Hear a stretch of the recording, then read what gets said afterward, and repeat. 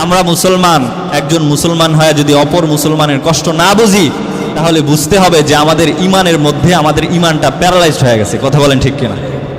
আজকে পৃথিবীর দেখেন কি অবস্থা। আমরা মনে মনে ভাবতেছি যে হয়তো জাতিসংঘ আমাদের না, জাতিসংঘ কিন্তু আমাদের না।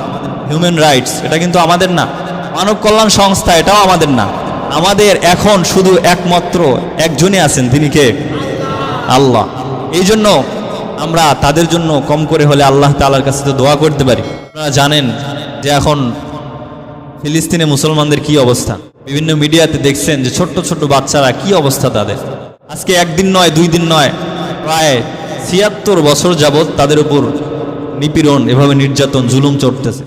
কিন্তু তারা এমন মুসলমান, আল্লাহ রাসূল সাল্লাল্লাহু আলাইহি ওয়াসাল্লাম যে হাদিসের মধ্যে বলেছেন, শেষ জামানায় ঈমান যদি তোমরা দেখতে চাও তাহলে শামে যাও, একমাত্র শামে ঈমান থাকে।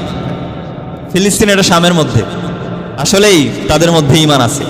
তারা নিজের জীবনের রক্ত বিলীন করে দিতে প্রস্তুত, কিন্তু তারপরেও তারা বাইতুল মুকদ্দাস ছাড়তে রাজি নয়। মায়ানমার থেকে যে রোহিঙ্গারা আসছে, তারা এসে যদি বলে যে আমরা এই বাংলাদেশকে দখল করতে চাই, আপনারা কি দিবেন? তারা তো মায়ানমার থেকে আসছে, তারা আশ্রয় নেওয়ার জন্য আসছে, তারা ফকিরের বেশে আসছে, তারা মিসকিনের বেশে আসছে।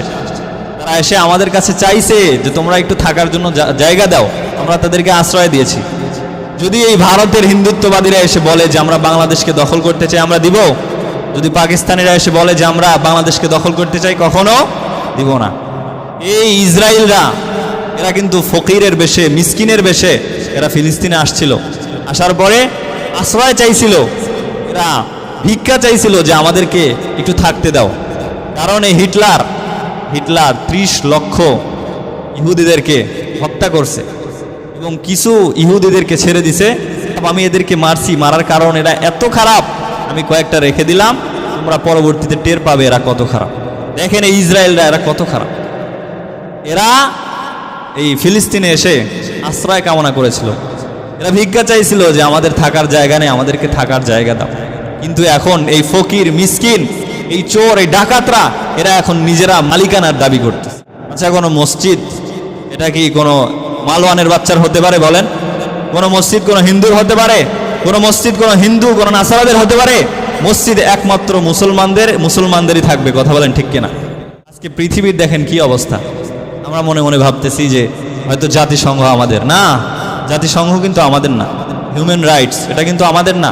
মানব কল্যাণ সংস্থা এটাও আমাদের না। আমাদের এখন শুধু একমাত্র একজনই আছেন, তিনি কে? আল্লাহ। এই জন্য আমরা তাদের জন্য কম করে হলে আল্লাহ